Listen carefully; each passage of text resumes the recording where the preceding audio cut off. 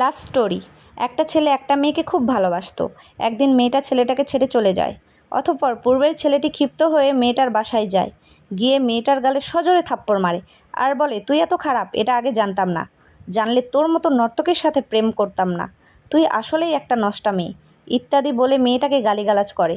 কিন্তু মেয়েটা কোনো রেসপন্স দেয় না, অপরাধীর মতো সব সহ্য করে।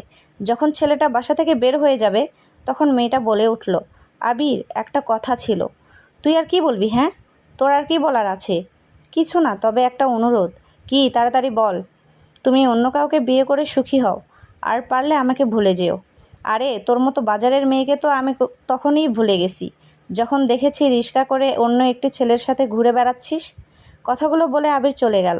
আর আরোহী বিছানায় শুয়ে চিৎকার করে কাঁদছে আর বলছে, হে আল্লাহ, তুমি কেন আমাকে এত কষ্ট দিচ্ছ?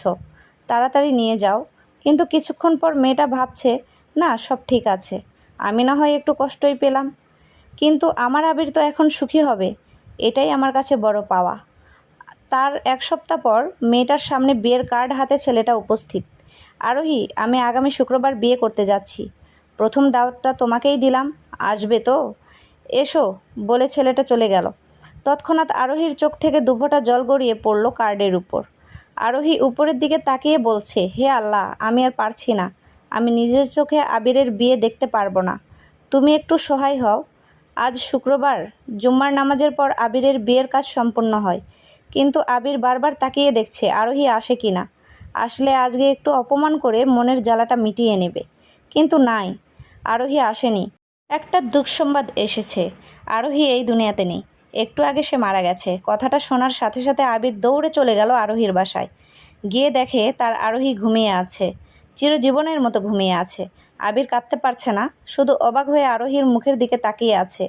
আর স্মৃতির পটে ভেসে আসছে পূর্বের খুনসুটিগুলো। এমন সময় আবিরের ঘোর ভেঙে দিয়ে একটি ছেলে বলে উঠল, ভাইয়া। ছেলেটাকে চিনতে একটুও ভুল হলো না আবিরের। এটাই সেই ছেলে যাকে আরোহীর সাথে রিকশায় দেখেছিল। ছেলেটা আবিরের কাঁধে হাত রেখে বলছে, ভাইয়া, আপনাকে এই চিঠিটা আপু দিতে বলছিল, পারলে একটু পড়ে নিন। তৎক্ষণাৎ চিঠিটা উল্টিয়ে পড়তে লাগলো আবির।